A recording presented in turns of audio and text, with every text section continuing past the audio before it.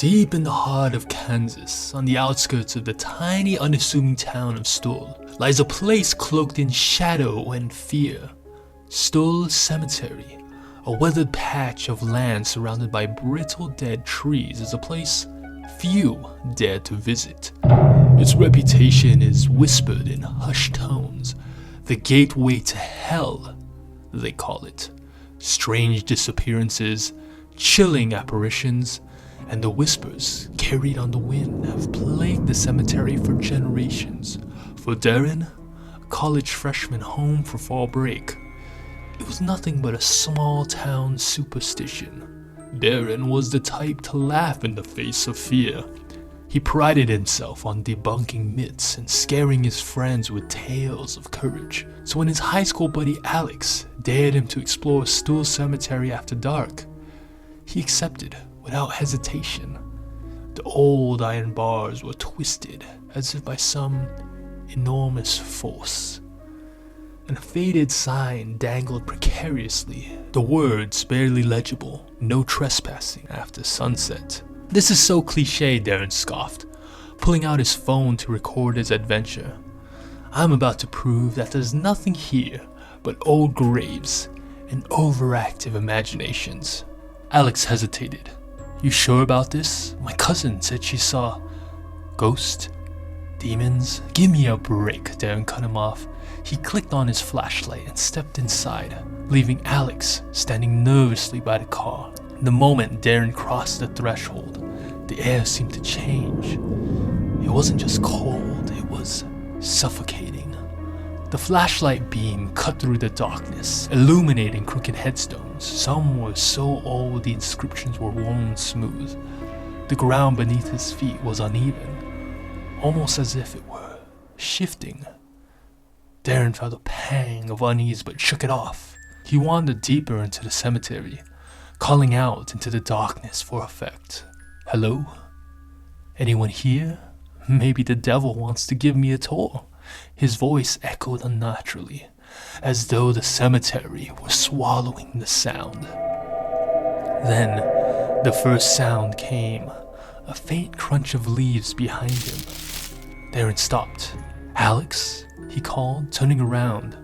The flashlight flickered, casting erratic shadows across the graves, but Alex wasn't there.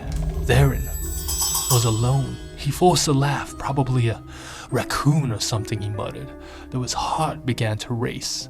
The crunching grew louder, closer, as if someone or something was circling him. Darren spun in a slow circle, flashlight shaking in his hands.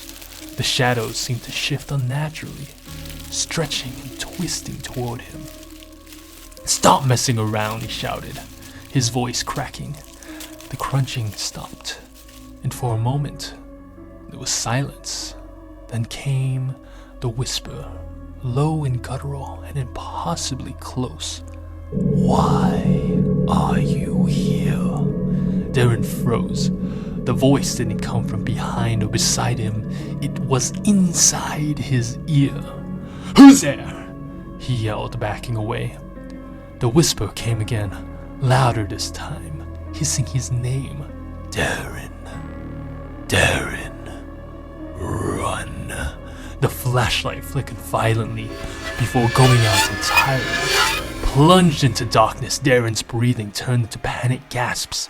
He fumbled with his phone, the faint glow of the screen his only source of light. That's when he saw it. A figure, just at the edge of his vision. It was tall, impossibly thin, its limbs unnaturally long, and its face... There was no face, just a void where the features should be.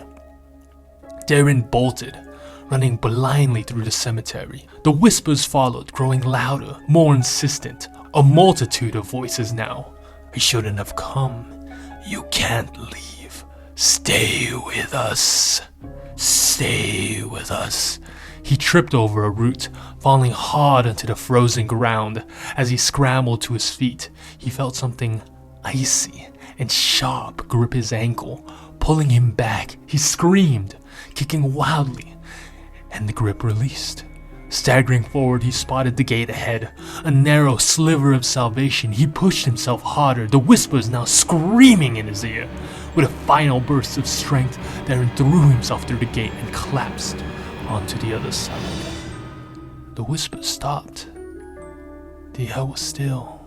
Darren lay on the ground, gasping for breath, tears streaming down his face. And when he finally looked back, the cemetery was silent, as though nothing had happened. But in the faint light of his phone, he noticed something that would haunt him forever. Around his ankle was a perfect handprint, blackened and burned into his skin. Darren never spoke of that night, not even to Alex, who found him sitting by the car, pale and trembling. But the next morning, Darren packed up and left town, vowing never to return. His friends noticed changes. He seemed older, haunted, and he avoided shadows at all costs.